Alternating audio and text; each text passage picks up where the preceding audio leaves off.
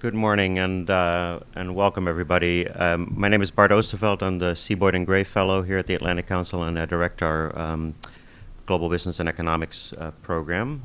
I really appreciate you joining us. I know there's a lot of events this week in Washington with the annual meetings of the World Bank and the IMF. We've really enjoyed working with our longtime partner, the European Investment Bank, as well as our Global Energy Center here at the Atlantic Council to bring this event to you. We have the honor of welcoming back to the Council Dr. Werner Hoyer, who's the president of the EIB. Dr. Hoyer has served as the EIB's president since 2012, following a distinguished career in the German Foreign Service, including 2 stints as Minister of State at the German Foreign Office. Among other things, he played a key role in maintaining and preserving Franco-German relationships during the European debt crisis. Welcome back. Dr. Hoyer will open this morning program with a keynote speech about how the EIB is adjusting its lending practices to support a more rapid transition to a green economy. Through its initiatives, the EIB is positioning itself as a leading multilateral institution in this area, and as the largest multilateral bank in the world, its policies will have significant impact and influence on the policies and practices of the private and public sectors globally. Following Dr. Hoyer's remarks, I will welcome to the stage Vice President of the EIB, Andy McDougall, Helen Mountford of the World Resources Institute, as well as Alexis Crowe from PricewaterhouseCoopers, who's also a fellow here at the Council. Not only are we on the record, we're being live streamed, and I've been asked to remind you that if you're on Twitter, you can use the hashtag Eurogrowth. So welcome, thank you for joining us. Dr. Hoyer, the podium is yours.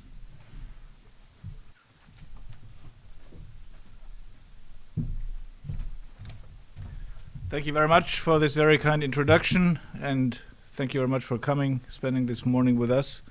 It's an exciting week in Washington. I really appreciate that. The reason why we wanted to have this meeting organized together with the Atlantic Council on financing the energy transition is to explain the new proposed energy lending policy of the bank and where we stand and where we intend to go. Energy issues, climate issues can sometimes get a little bit rough, as you can see here, but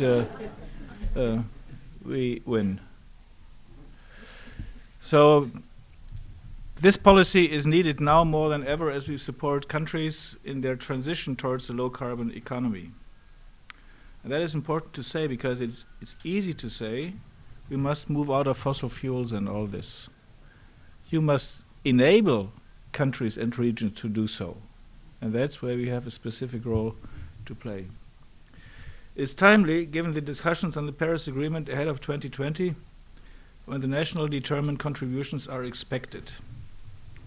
It is ambitious, reflecting the new EU climate and energy targets, and it is a paradigm shift for international financial institutions because the EIB is proposing the phasing out of our support to fossil fuels. Ladies and gentlemen, in the history of this EU bank, energy has always been at the core. The first energy projects that the bank financed 60 years ago in the early 1960s were a coal-fired power plant in then almost isolated West Berlin, BEWAG project. This plant is still in operation today, which illustrates perfectly well the lifespan of energy infrastructure. And we have to remind us of this when we talk about new projects.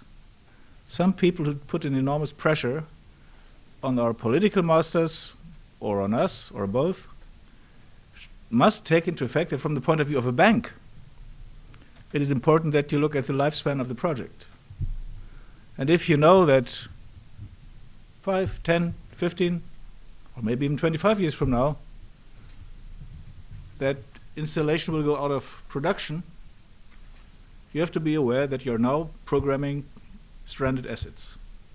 So from a banking point of view, it is not just a question of political goodwill. This project reminds us that the projects the bank is financing today will still be operating to 40 to 50 and even beyond 2050. And by then we have to meet our 2050 target of net zero emission. We therefore need to ensure the correct direction of travel. Ladies and gentlemen, we are now at a crossroads. We must act immediately and swiftly if we want to ensure a sustainable transition to a net zero emissions economy. The accumulation of greenhouse gases has caused average temperatures to rise by almost 1 degree Celsius globally above the pre-industrial levels, and 2/3 of this increase has occurred in the short time since 1975. So if business continues as usual, we'll have stoked a rise in global average temperatures of 4 degrees centigrade by the end of the century. Now, we just had a finance ministers meeting in Helsinki. If you go to Helsinki in late autumn, you might arrive at the idea that 4 degrees warmer wouldn't be such a bad idea. And sometimes there are even times in Washington or New York where that applies as well. But look what 4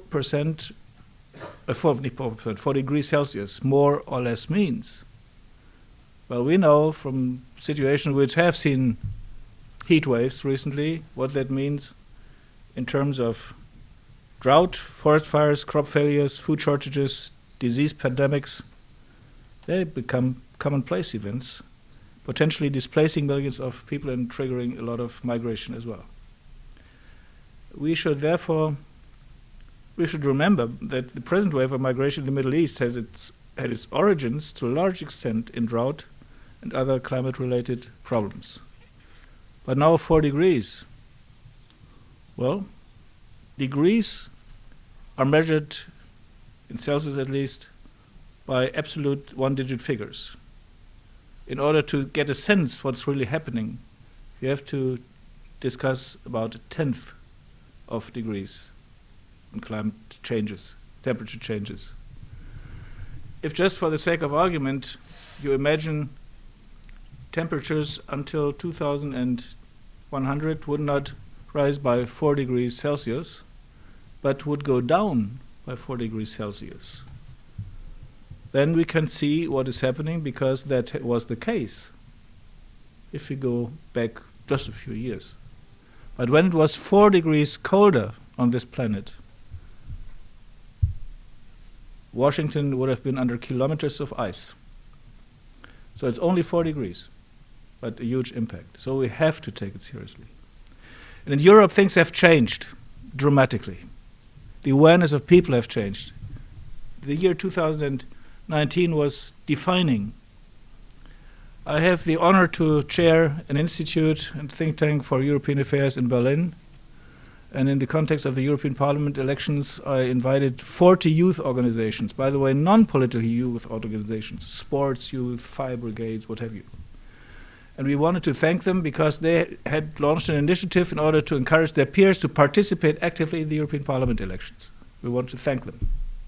And our President Frank-Walter Steinmeier, accepted my invitation, and they came to us and spoke to these young people. And my introductory remark, I said, Mr. President, you can see that nowadays it is possible to convince people to engage in the pursuit of political objectives. And in response he said, well, you're completely right. We can mobilize them. But what is much more important is they will mobilize us. This movement will not simply disappear. So we have to take it serious, and we now have opinion polls in Europe saying that, according to which 93% of the population consider climate change an important challenge, and 78% a very important challenge. This would not have been thinkable even 1 or 2 or 3 years ago. So the political landscape is changing. Through the last decade, we evolved our policies and priorities to help fight the financial and sovereign debt crises and support jobs and recovery, particularly by improving SMEs' access to finance. Still a huge challenge. They remain important objectives, but there can be little doubt that the most urgent challenges facing the European Union, and indeed the world, today are environmental, notably the challenge to slow and adapt to rising global temperatures, and to maintain a strong multilateralism. The IPCC reminds us in stark terms that the world is nowhere close to meeting the targets agreed at Paris. and that on current trends we face potentially catastrophic risks. We are being accused of running ahead of the multilateral financial institutions in the pursuit of the climate objectives. The Paris Accord would not have come about if the multilateral development banks and the IFIs would not have gotten their act together on the Paris contributions and commitments. And indeed, we were the driving force among the MDBs. And we intend to be that again when it comes now to the next set of objectives.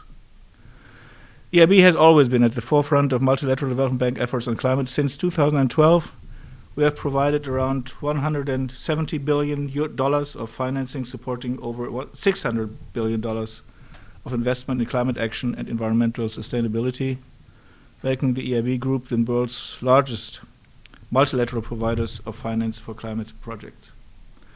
Since we set our climate action finance target first in 2010, our ambition has been increasing. In 2015, we pledged to provide $100 billion for climate action projects in the 5-year period to 2020. We are delivering on that target. Indeed, since 2016, we have invested approximately $71 billion into these projects. Having said this, the EIB can and is ready to become even greener. The EIB Group is currently finalizing its increased ambition for 2030 climate action and environmental sustainability. Our approach builds on 3 pillars. 1, an increase in our own financing.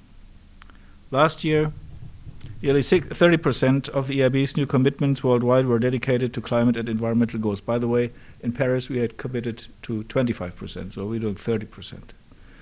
And I would like the EIB to be bolder, much bolder, and aim for 50% for these objectives by 2025. A commitment, secondly, to grow sustainable finance from both billions to trillions. By working with our public and private partners, we aim to unlock at least $1.1 trillion of investment by 2030. This will include a marked increase in support for climate adaptation and resilience. And thirdly, building on our 2015 climate strategy, we will align all the EIB Group's financing activities with the principles of goal and goals of the Paris Agreement by the end of 2020. There must be climate in everything we do, because if we are proud of investing 50% of our lending into climate action, and with the rest of our lending we destroy the effects that we have produced with positive climate results, it would not be really very credible. So that has to go hand in hand.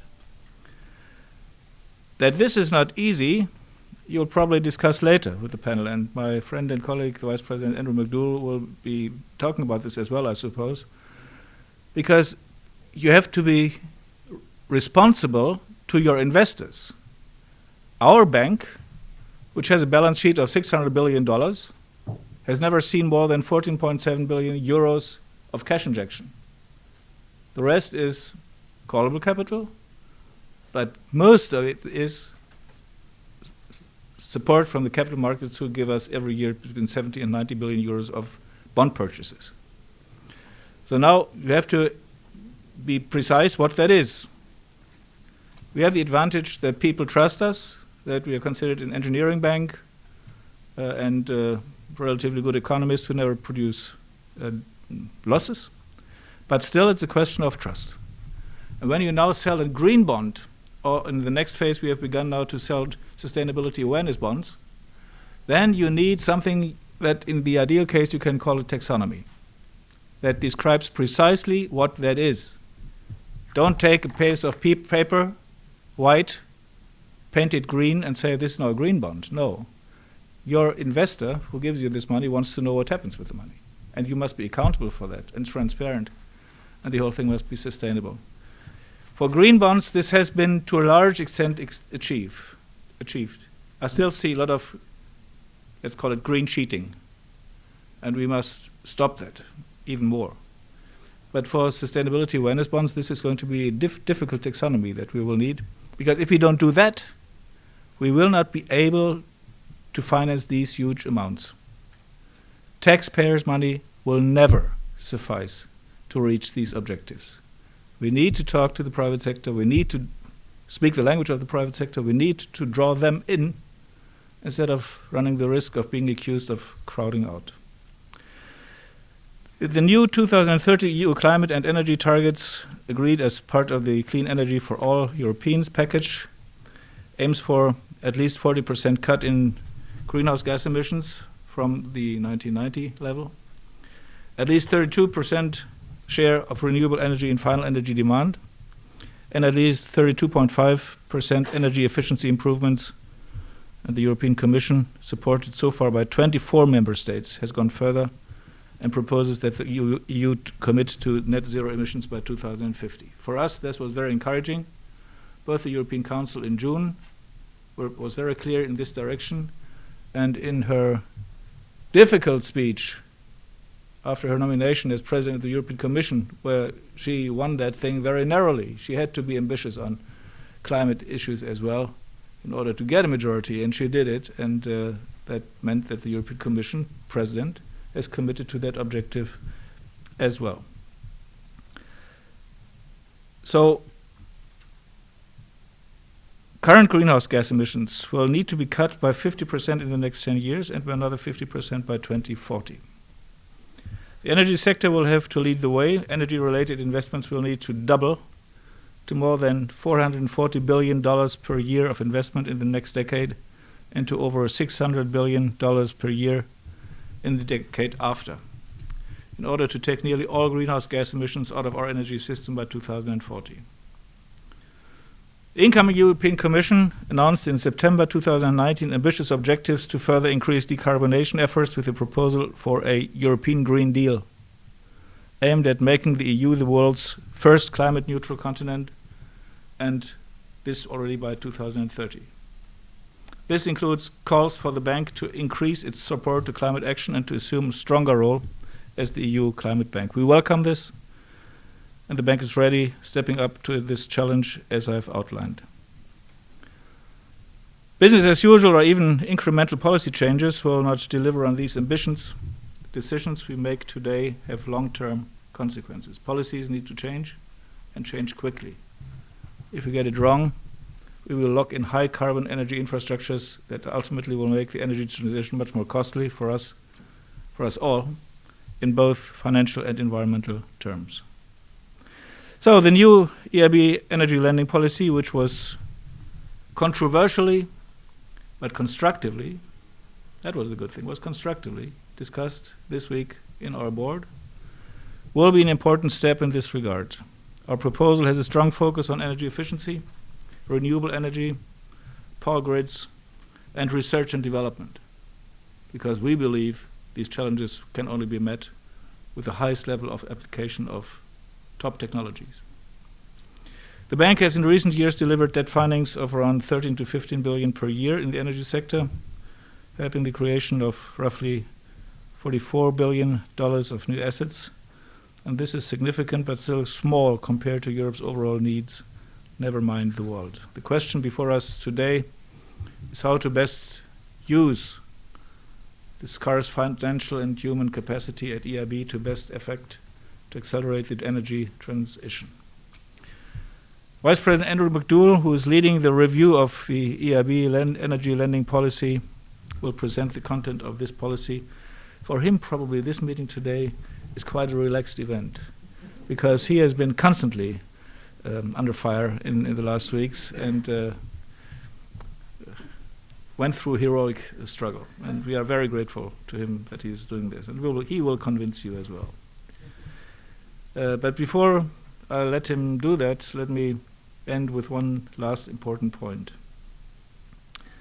We must not forget those countries which are less well advanced and on the road to low carbon economy have serious problems.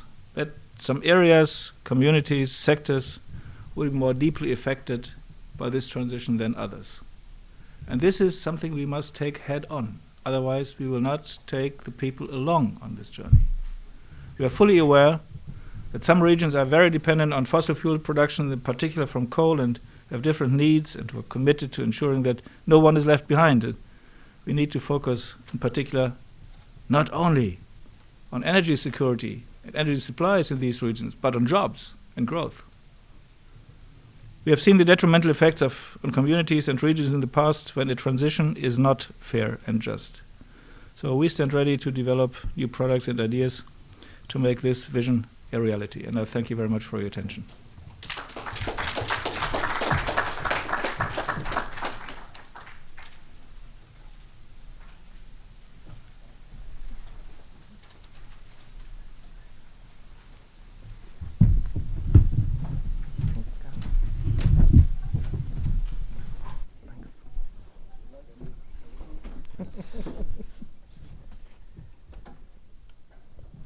Thank you, Dr. Hoyer, for those remarks. And Andrew, I'm glad we're providing your moment of relaxation this morning. Let me introduce the panel to you because I'm thrilled to welcome these experts on the stage here today. First to my left is Helen Mountford. She's the Vice President for Climate and Economics at the World Resources Institute, as well as the Program Director for the new Climate Economy Project at the World Resources Institute. Helen joined the World Resources Institute after a career at the OECD, where she was Deputy Director for Environment. To her left is Dr. Alexis Crowe. Alexis founded and leads the Geostrategic Investment Unit at PricewaterhouseCoopers, and is also a fellow here at the Council. In order to make her title at PricewaterhouseCoopers accessible to you, I think at most other organizations she'd be called Chief Economist. Welcome back. And then finally, Andrew McDougall, the Vice President for Treasury, Economics, Energy, Agriculture, and Evaluation at the European Investment Bank. Andrew came to the EIB following a distinguished career in the Irish civil service, including as economic counselor to the Prime Minister. Thank you all for joining us. Helen, let me start with you and ask you for some opening comments in response to Dr. Hoyer's speech. Absolutely. I think a couple of points I'd like to pick up that Dr. Hoyer mentioned. First of all, just how essential this energy transition is, and also the important role that the public sector and public finance needs to play in helping to lead that. But also, I think his point at the end, just how important it is to do this in a just and equitable way. It's absolutely essential, and the good news is we actually have the tools to do so. So first of all, let me just start on the importance of that transition. Globally, we need to peak our greenhouse gas emissions next year in 2020, and by 2050 to get to net zero if we want to achieve the climate ambition that we've signed up to in the Paris Agreement, and to really protect the climate, not for the environment's sake, but for people's sake, for our children's, for our grandchildren. So to have a livable planet, we need to do that. Now, the good news is we've got some very promising signals of why we can do this, and we can do this in a way which is not just affordable, it'll actually lead to a better economy, more growth, better jobs. So we have the technologies. We have, for example, in renewables, we have solar costs that have been plummeting for a number of years, down 65% in just the last 5 years. We've had a lot of challenges around how to integrate renewables into the grid, but we're starting to solve those too. So we have battery storage technologies that have come along in the last few years alone, which have really revolutionized how we can actually integrate renewables into the grid, and their costs are also plummeting.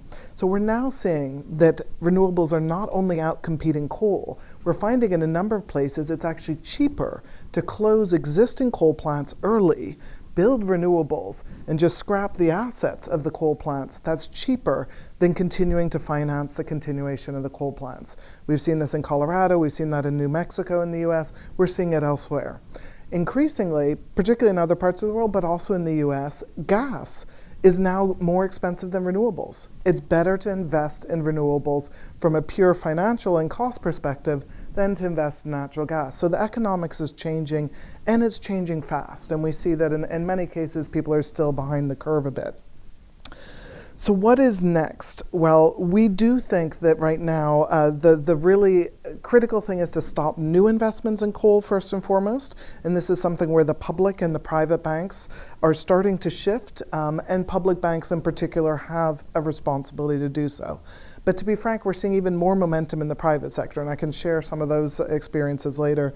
One example that I think is particularly interesting is the Norwegian Sovereign Wealth Fund. It's the largest in the world, about $1 trillion in assets.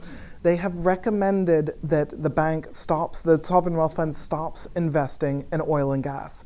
It was built on the revenues of oil and gas. And now they're saying financially, not environmentally, just purely financially, it is not worth it anymore for us to do that. So they're starting to shift away.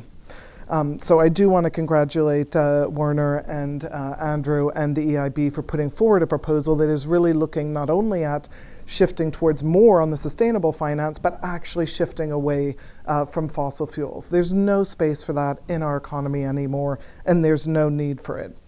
But how do we sort of manage this transition? As I mentioned, I mean, there's real evidence today that there's benefits from this. And some of the work of the New Climate Economy has found that between now and 2030, we could have an increase in GDP, 26 trillion more in terms of GDP growth, just from investing in a low carbon economy.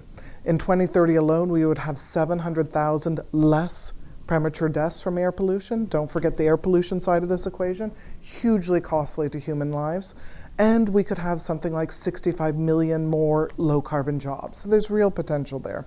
But we need to manage this transition fairly and justly for the communities and workers that will be affected. Now, any transition, any structural shift in the economy comes with growth in some sectors, new developments, new opportunities, but it also means that some sectors are going to have to change. They're going to have to adapt. It's not a structural change in the economy if you don't have that. So this is nothing new, but we need to manage it well, particularly as governments.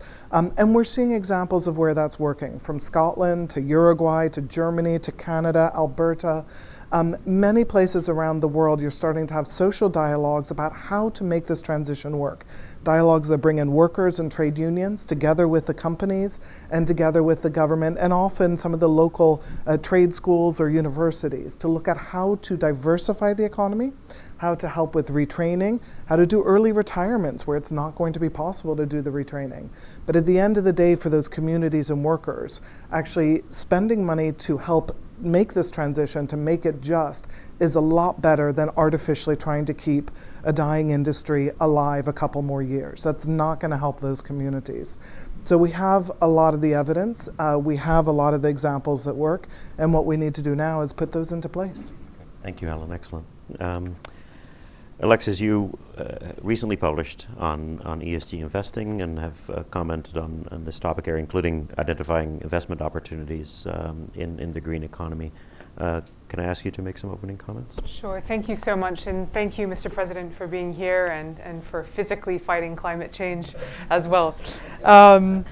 So just thinking about the relationship between climate change and economics, I think what is astounding as an economist is that we look back through the trajectory of economic history, and there was a very clear marriage between powering economic growth through successive industrial revolutions, and specifically GDP growth around the world, and fossil fuels.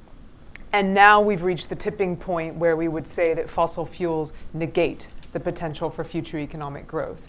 So I think that's a sort of an astounding place that by and large we've had politicians, private sector investors, the world's largest banks come to agreement upon. The other theme I'd like to point out, and the President hinted at this, is in a world that is frustratingly characterized by fragmentation, this is one thing on which many are mobilized and we see collective accord across the board. So that's hugely significant, even changing the investment strategy of the world's largest sovereign wealth fund. Even finding its way into pieces of US legislation or US customers where we never thought we'd see it happen. So I think it's really fantastic. And if we just think again about the relationship between climate change and the future of economic growth, I think climate scientists would say there are 3 different ways and methods to combat this and to reduce temperatures. So they would be adaptation, mitigation, and geoengineering. Adaptation has been most recently cited by Bill Gates and looking at technologies to be able to change and alter the course of hurricanes potentially. Geoengineering is another one pronounced by some people more in the innovation space. And then I would say that most of what we're talking about today, most of what the EIB is looking at is in terms of mitigation. So that's where I would see a lot of the investment opportunities lying to be able to mitigate the long-term impacts of climate change. And as we look around the world, I think, I'll start with the United States. We never thought we'd see the day, which Helen is outlining, the extent to which coal plants are getting shuttered. Because Europe and other countries have a much more federal and national view toward climate change. In the US, it's been really with regard to states and cities that have changed policies. So San Francisco on the renewable powered side of things, far outlying other parts of the United States. But that's a huge, significant change, certainly. And then as we think about the future of responsibility to mitigate, we can think about imposing the responsibility on either countries and governments or on customers and individuals or on companies.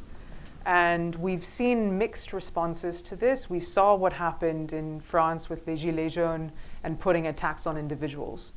So really where I work a lot with the corporate side is to look at investing in innovations across the board in response often to what customers and what the consumer wants. And that's where the market can be generally quite efficient. And we're certainly seeing that with regard to new technologies in energy efficiency. Energy efficiency often called the fifth fuel.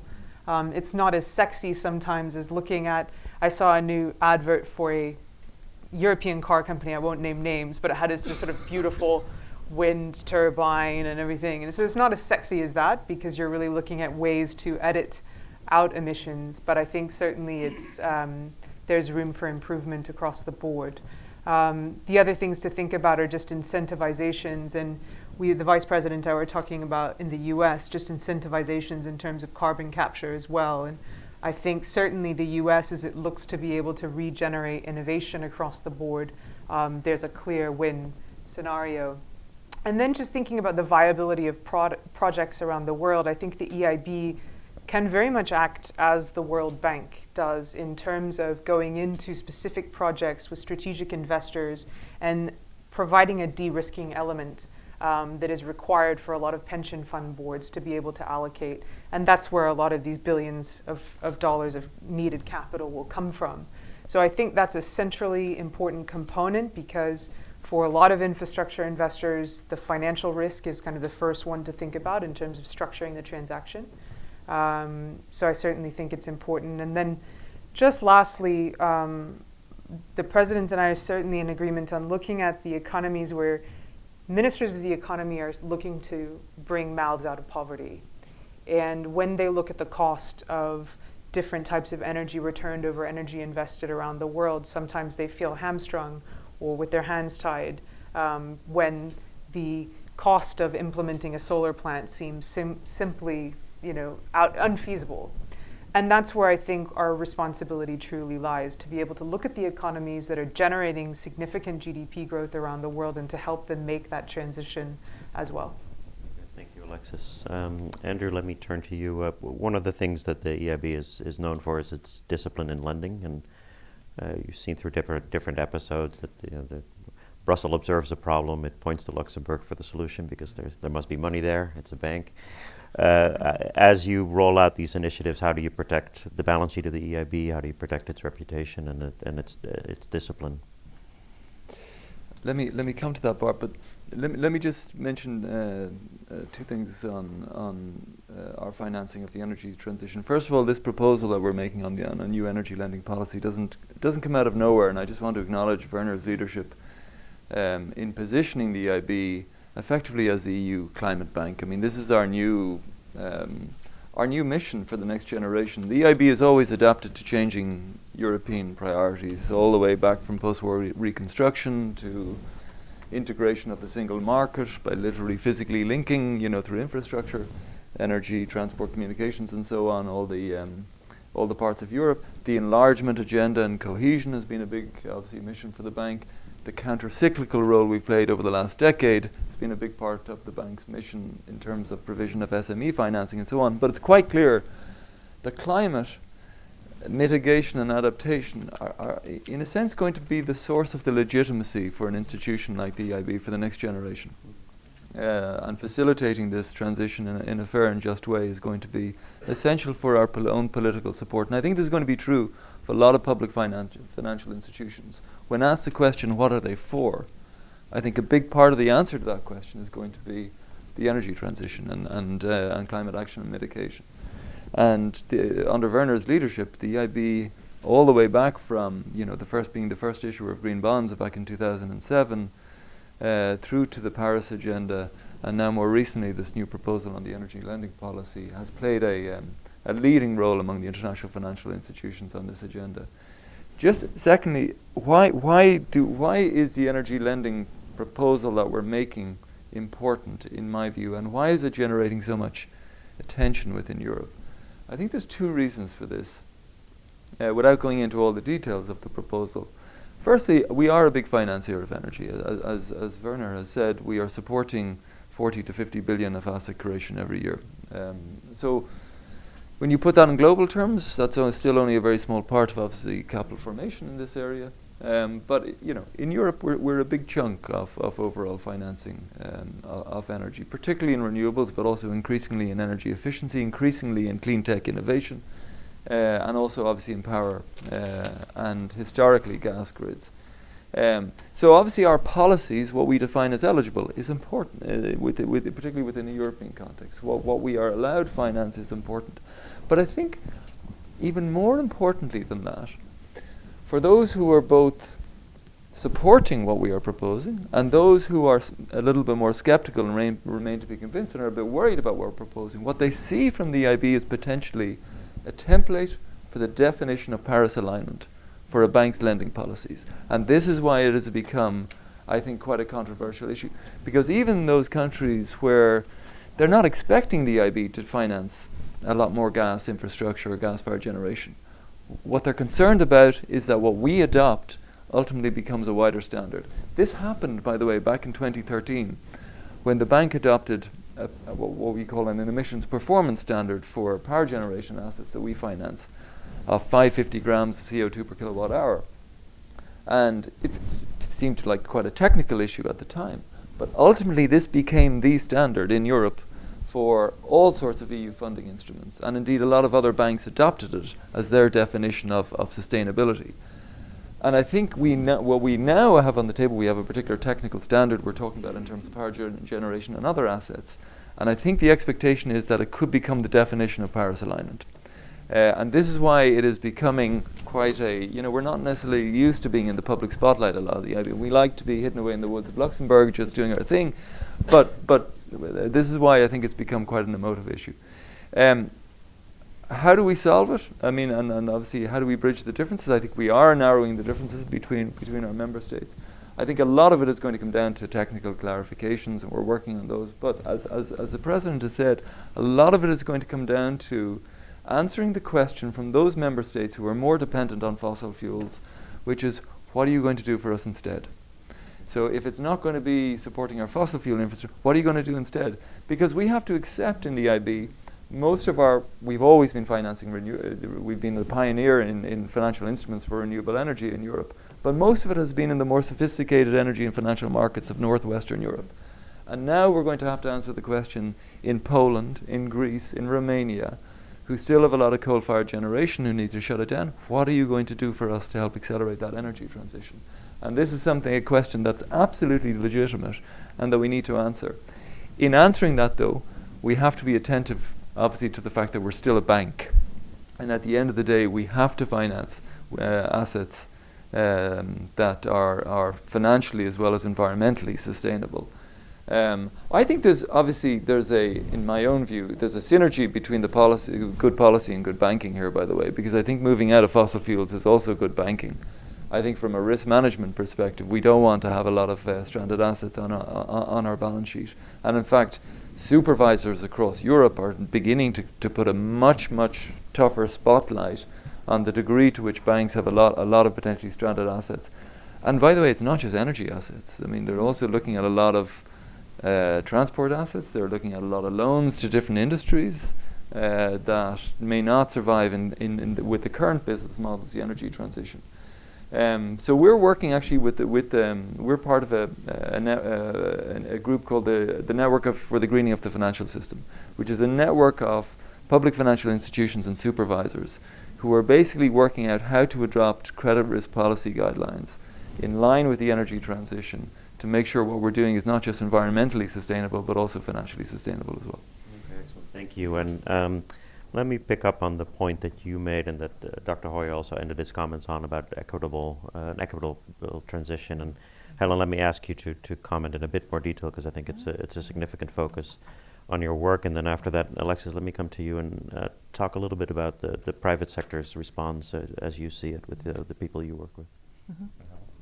Absolutely happy to discuss this a bit further. I mean, this is a challenge, and I think as highlighted in Europe, it's a challenge in a number of other countries.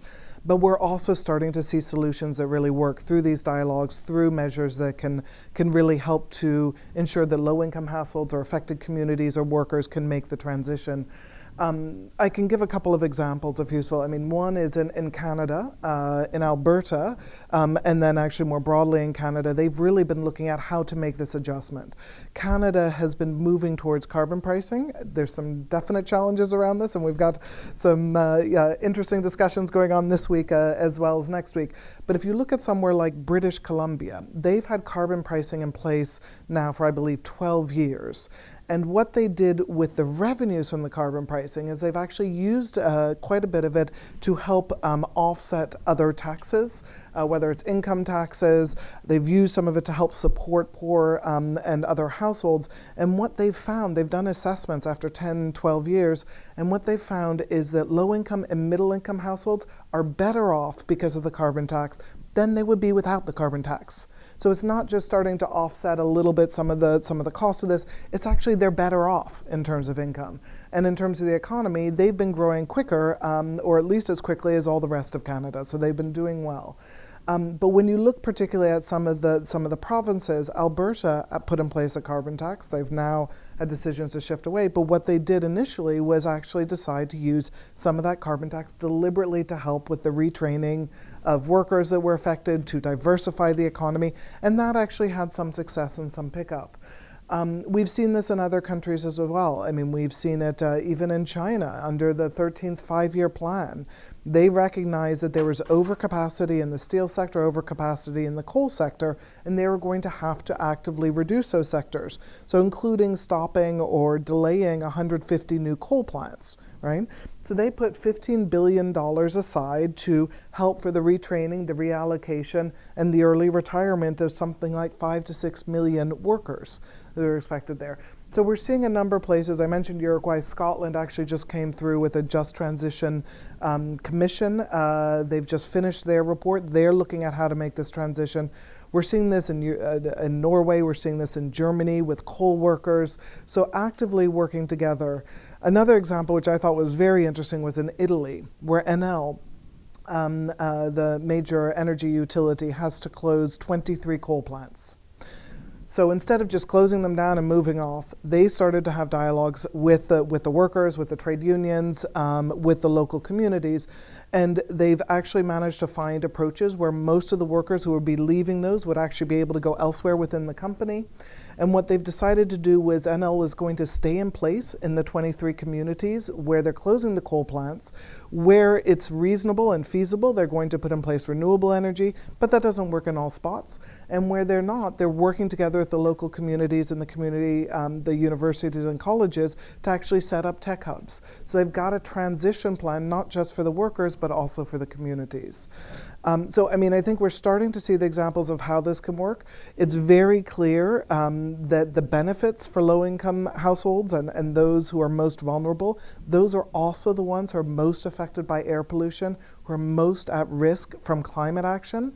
So for them, actually continuing down a path which is going to lead to more climate change is actually worse off. So you want to actually be able to find ways to manage this transition, but you also have to recognize our current trajectory.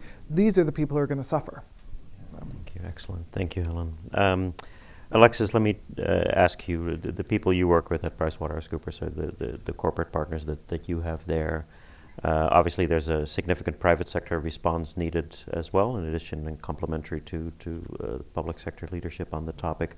What is the range of responses that you observe? Thank you, Bart. I think if we divide it between corporations and investment managers, one thing that both hold in common is the fact that ESG, in particular the climate component, which is I think the piece that garners the most attention, has been moved out of investor relations, corporate social responsibility, and directly into the mandate of the C-suite. So that's significant, and that's been a huge step change that I've certainly witnessed within the last few years. I remember giving a speech 2 years ago to 500 people in California, and I said, who here has heard of ESG? And no one raised their hand. And 2 years later, the same group is now doing a whole talk on ESG. So it's a really significant shift. I think corporations are certainly the first actually to act, and this is with regard to addressing the needs of their customers. So we were speaking before, Helen and I, about the energy companies, and going back to the oil majors, the original Seven Sisters. And I won't name names, but it's extraordinary to see the volte-face in which a lot of these companies are investing in EV charging stations around the world, building out their services, building out downstream, partnering with governments in the Middle East to help them transition into solar power. So I think it's fairly significant and sizable. On the consumer side as well, if you think about just the amount of plastic waste that happens, the world's largest consumer companies are acting very adamantly to be able to reduce plastic. And so I think we are seeing huge changes. On the investment side, and we were speaking a lot about the financial institutions and the banks, some of whom have found the sort of greenwashing opportunities, others of whom are taking it very seriously. On the specific institutional investor side, there's still a little bit of pause. So we spoke about Norway and their sovereign wealth fund, but as the Vice President was saying, we act as a bank, we need to generate financial returns as well. And thinking about the financial return piece, there are some investors that move markets that are still, I think, waiting to see what to do. They're probably concerned about having stranded assets, but some of them have yet to be convinced about the extraordinary extent to which cost reduction in solar and wind can generate return on investment. So I think if we were to meet here 2 years later, that probably will change significantly. Thank you. Andrew, let me come back to you. Talk a bit more about, in detail, about standard setting, regulatory response, templating, if you will, of recently Mark Carney said something along the lines, if you're listed in London, you have 2 years to get your reporting on this topic in order, or we will mandate X, Y, and Z. As you work with other regulators, standard setters, multilateral institutions, what are some of the focus areas that you would like to bring to attention? Well, there's two big areas of focus, I think, in terms of reporting. One is where a bank like the EIB sets a target for climate and other environmental objectives, say as a percentage of our overall financing. We're now talking about a 50% target that of our overall financing will be environmental, including climate mitigation and adaptation. What does that mean? That's the first thing. What exactly does climate and environmental mean? And in that context, I think the most important thing going on in Europe at the moment is something called the Sustainable Finance Taxonomy, this working group on financing the sustainable growth. And we're very much part of that on the technical side, in the technical expert group, in helping to define exactly what is a taxonomy of sustainable finance. Investors ask this question all the time, asset managers ask this question all the time. When we talk about green, what does it mean? What exactly does it mean? And we've seen a proliferation of global standards and obviously increasing investor concern about greenwashing.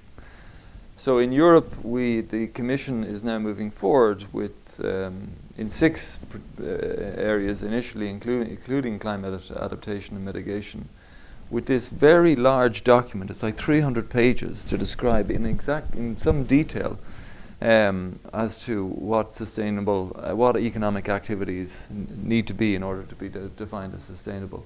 So, some people are a little bit worried that it's a kind of, a new GOS plan, that top-down micromanagement of the economy. But in fact, what we hear from investors, from asset managers, is they absolutely need this, that this is actually about, it's a voluntary standard, by the way, so it's about facilitating retail investors and institutional investors who want to know that what they're investing in is really sustainable. And ultimately, it will be linked in regulation to green bonds and green loans and green mortgages and so on. So in Europe, if you want to call a product green, it will ultimately have to be consistent with the taxonomy. I think that there's the potential that this is going to become broader than a European standard as well. I mean, this is going to become potentially a global standard. Then the second big issue is aside from what we're doing, financing that we will define as environmental or climate, what about the rest of our portfolio? And this is where this question of what's called Paris alignment comes in. And the President mentioned this because on the one hand, we can say that 50% of our business is climate and environmental. The question is, well, what's in the other 50% of your balance sheet? Is that undercutting everything, all the good stuff you're doing? And this is where the international financing institutions and the multilaterals are in the lead at the moment in terms of trying to work out a definition of Paris alignment. And as I said before, it's why we think our energy lending policy, we're the kind of first out of the traps among the multilaterals to define, at least within the energy sphere, what Paris alignment is going to mean in terms of technical standards.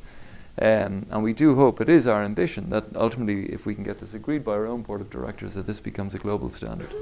I mean, it gets very technical, obviously. I mean, in areas like power generation, where we're talking about, now a 250 gram of CO2 per kilowatt hour standard, it gets very technical in terms of how to meet that. Is that for peaking plant? Is it for base load? Is it an annual average? What about combined heat and power? How do you allocate emissions between heating and power generation? What about low carbon gases?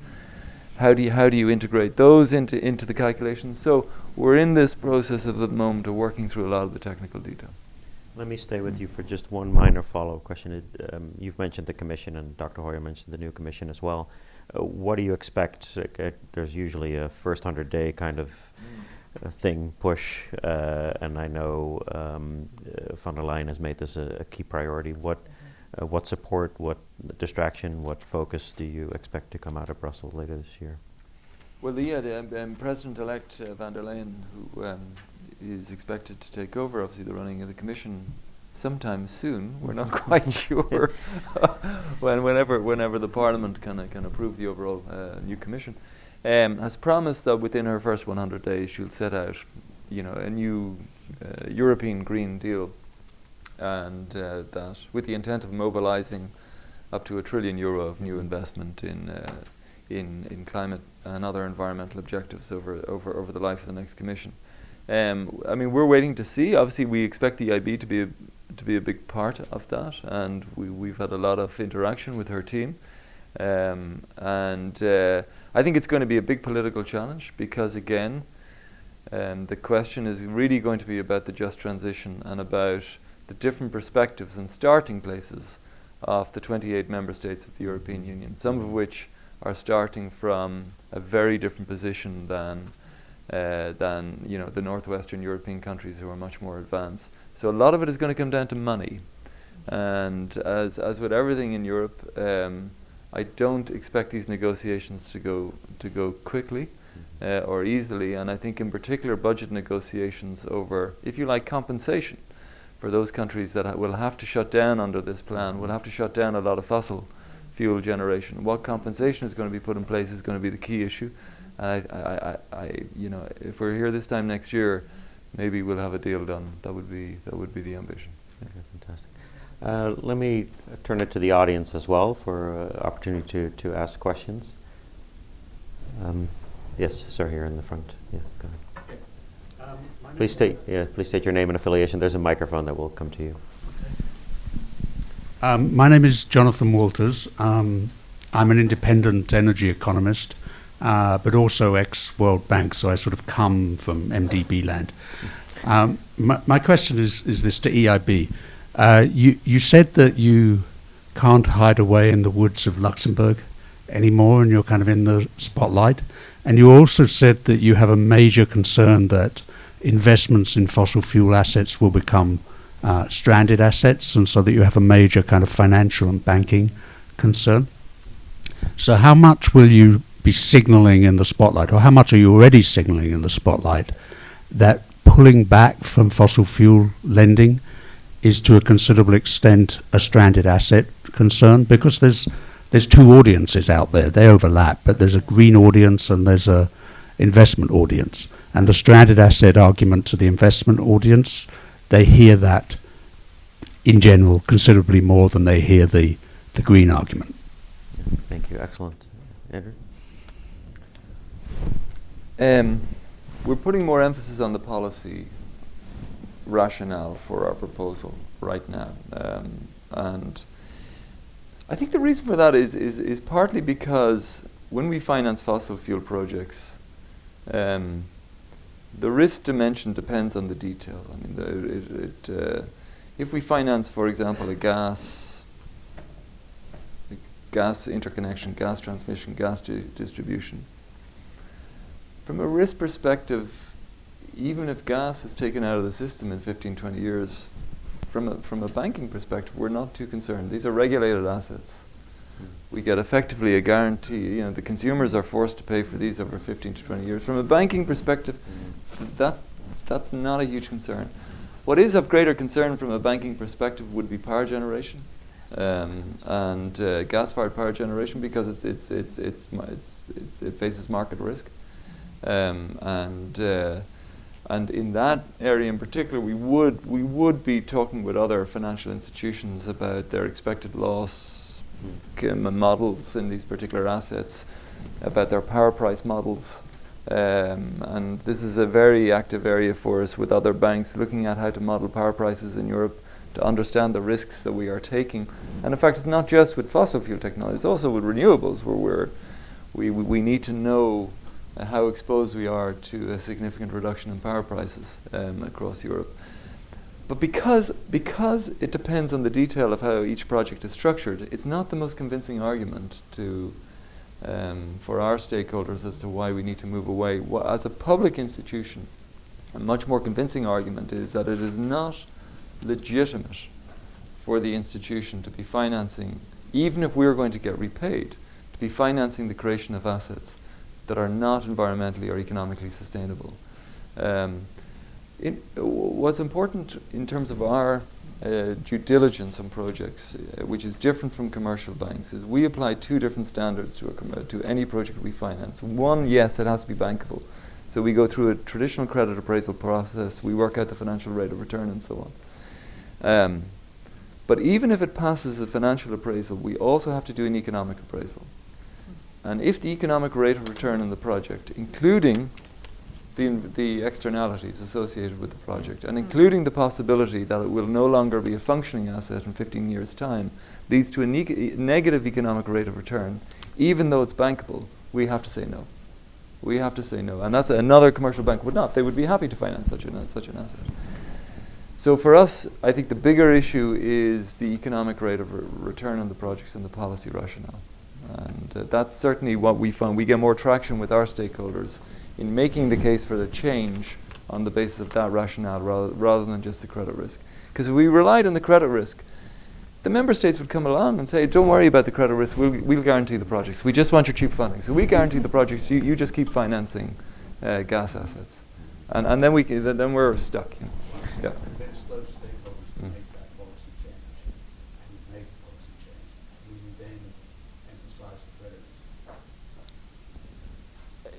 Yeah, the only cautionary note I would make on this, the credit risk for us. So if we open up the discussion, we want to have a much broader discussion on credit risk associated with energy.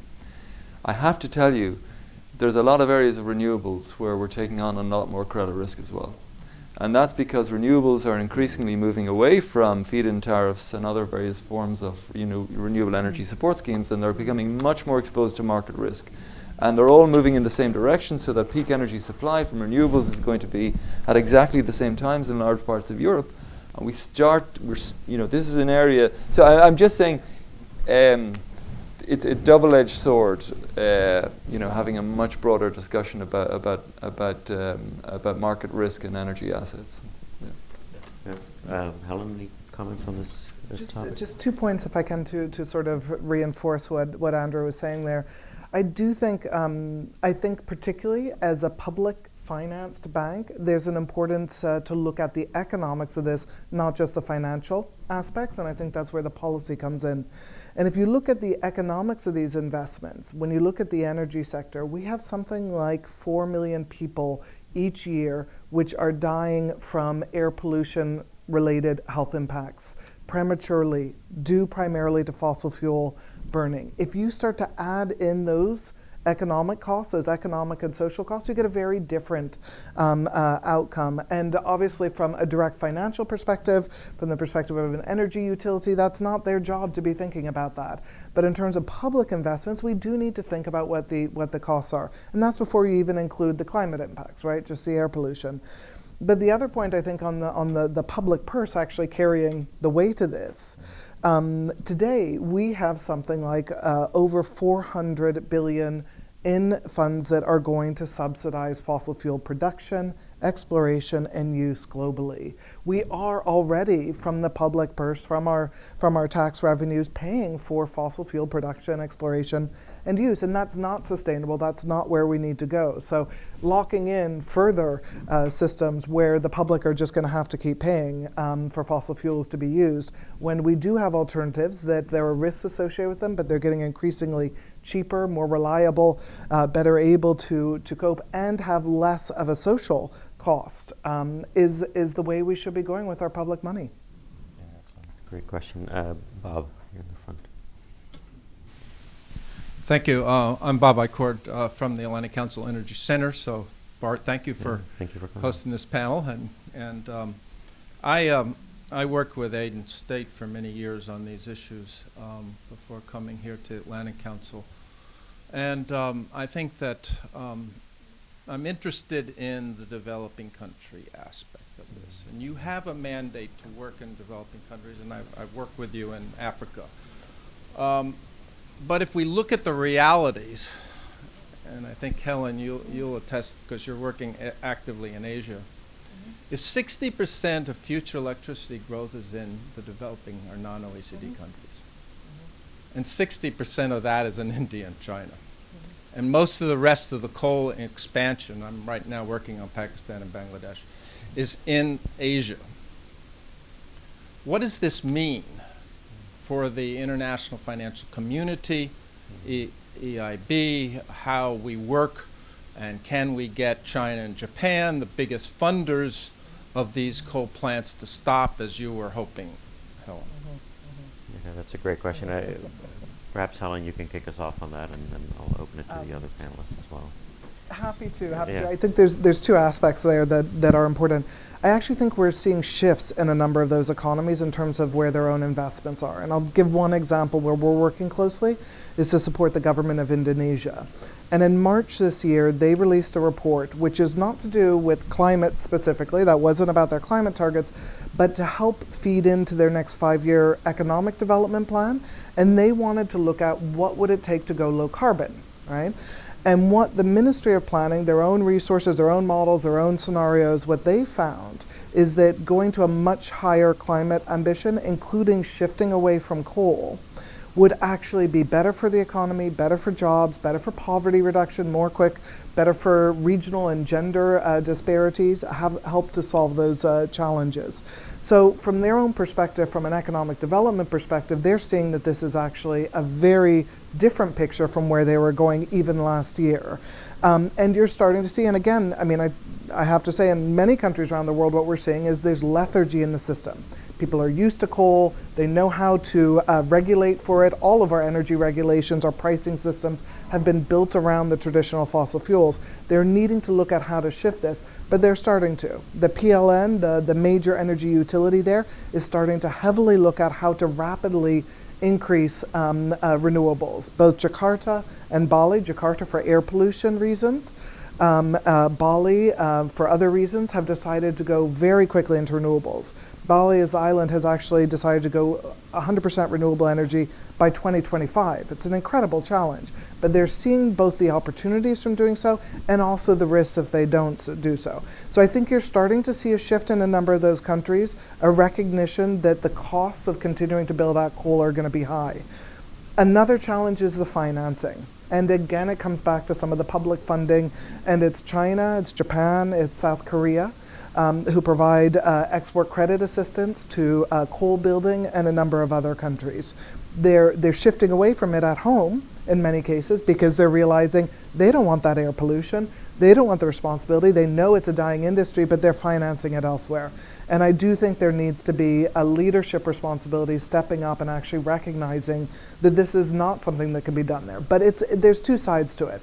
You have both those who are financing it and the countries themselves. The countries themselves, as they actually realize, like Indonesia, that this is not the path that they want to go on, that there is an alternative that is actually better for them. They will start saying no to financing that comes, which is attached to coal. Great question. Andrew, anything you wanted to add from the EIB's perspective? You're working in Africa. Yeah. and elsewhere. I mean, I would accept that there is some controversy around our proposal with our own board of directors for this very reason. And the question has been asked, should we distinguish between our financing within the European Union and our financing outside? And there is a concern, and the question is asked, what about the geopolitics of this? If we pull back from financing not just coal, which we don't do at the moment at all, but gas in, say, the Western Balkans, in the southern eastern neighborhoods around Europe, won't the Chinese and the Russians just step in? And they'll just do it anyway. And suddenly we'll have a loss of influence in terms of EU standards in other areas, procurement and taxation, labor and social standards, and so on. I mean, I think the best response to that is we need to step up with both our advisory and financing supports on the clean energy side, and to make it absolutely evident to those countries that they are acting in their own best interests. This isn't not a European agenda. This is for their own interests if they go the clean energy route. And when they see the numbers, when we showed governments that we're working with outside of Europe, the numbers on the price of solar in the more sophisticated markets compared to what they can get from gas and coal, this has become self-evident. But they do then come back and go, well, yeah, but we don't know how to do it. We don't know how to do the regulation. We don't know how to do the guarantees in terms of the offtake contracts. We don't have properly capitalized utilities that provide sufficient insurance for the investors. So we come back to all the problems in terms of the supply chain in actually developing these industries. But I mean, once you start having those conversations, they become pretty convinced pretty quickly that, buying gas and coal equipment off the Chinese is not in their interest, it's in the Chinese interest. And but we need to step up and do more work in this area. Thank you. Alexis, this is your cue. You and I met on a panel talking about One Belt, One Road, and discussed about how that can be analyzed as an energy play. Let's talk specifically about China, just in the detail of Bob's question, and its role, and what your observations there on that. Yeah, I would say my analysis of the Belt and Road Initiative is that it began as a resource play, fueling what were then the world's largest companies in terms of Chinese state-owned energy companies, which has used the bonds of human relationship to become more of a job creation play in China, for example. And here I think what's interesting and very refreshing is the European dialogue with the Chinese, so particularly looking to the Commission Vice President's recent comments and statements with the government in Beijing on the Belt and Road Summit this last May, and it's saying, there are very clear principles to go forward on greening the Belt and Road, but the tone and dialogue is refreshingly dissimilar than what we see in Washington and the approach to Beijing. So I think there's actually, definite room for partnership across the board. We do forget that China is still the world's largest investor in renewable energy, and the technology and innovation that the Chinese are doing is extraordinary along this front. I would argue that for the Chinese, pollution and decarbonization is a national security issue. And I was in Beijing in May, and the skies were so blue, and I shared photos, and no one could believe I was in Beijing. And at that moment, the mayor of Beijing said, look what we did. It took Los Angeles 15 years to do this. We did it in 5. So I think that the more that the Europeans, for example, and the Chinese can work together, I think the greater it is across the board. Okay, sir.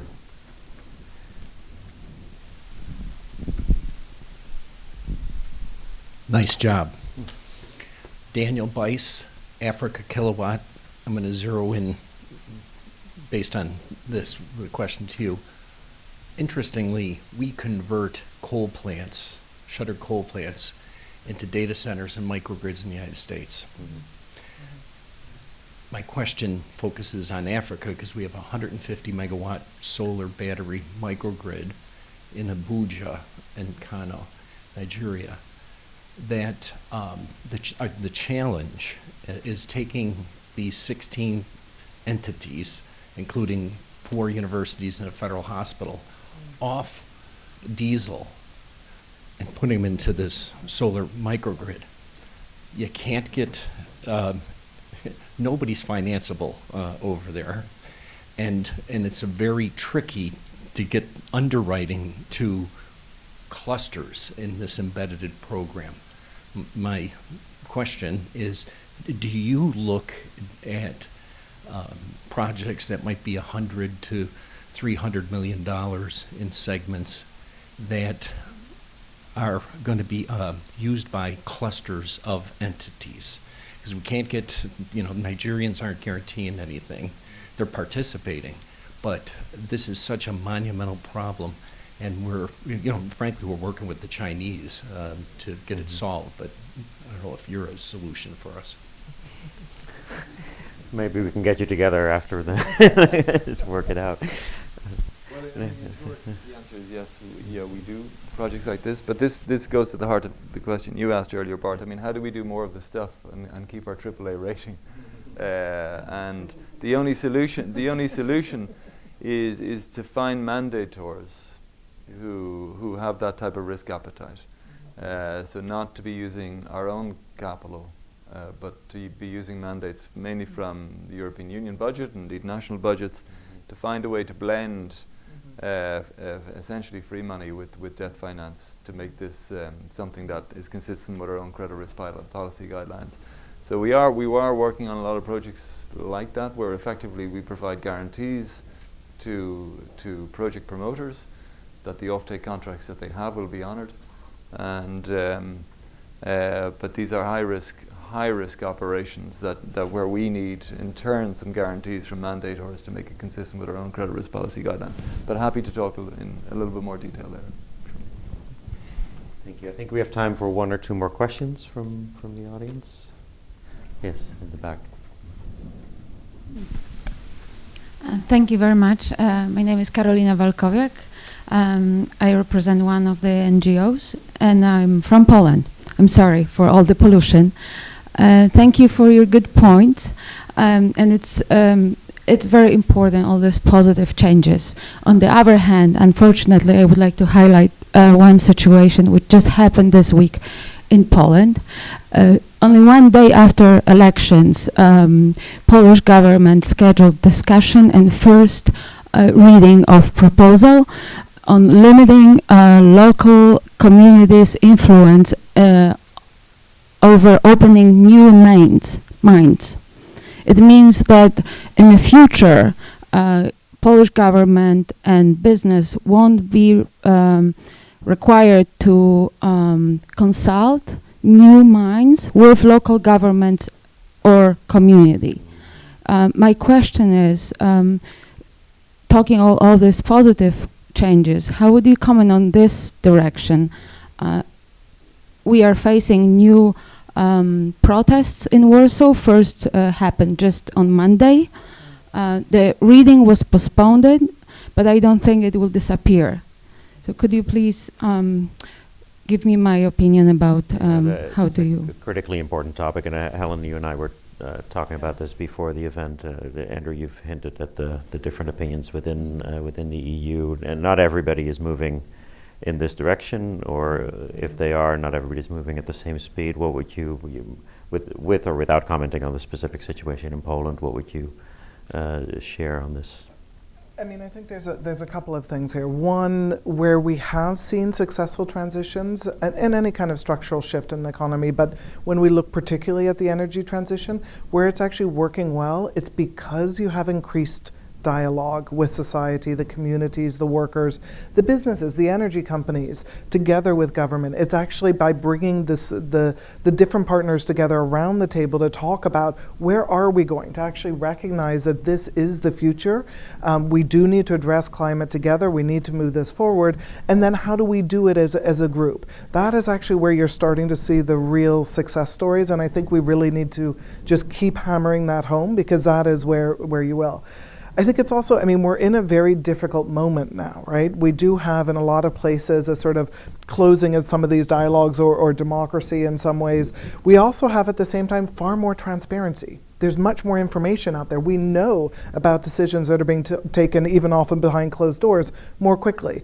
We have at World Resources Institute where I work, we actually do a lot of work on sort of mapping things from real-time, near real-time deforestation around the world. We're mapping different power plants, plans on power plants.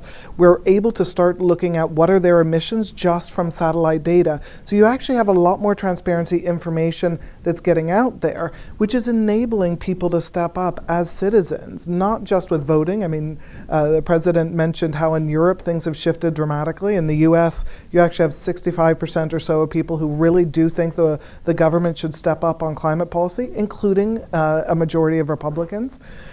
So you do have this shift, but you also have people in the streets. With the climate marches in September, around the world, we had over 7 million people in the streets asking their governments to do more on climate action. So I mean, we're seeing a lot of rising tensions. We're also seeing the citizens, the voters, starting to mobilize and to ask for more.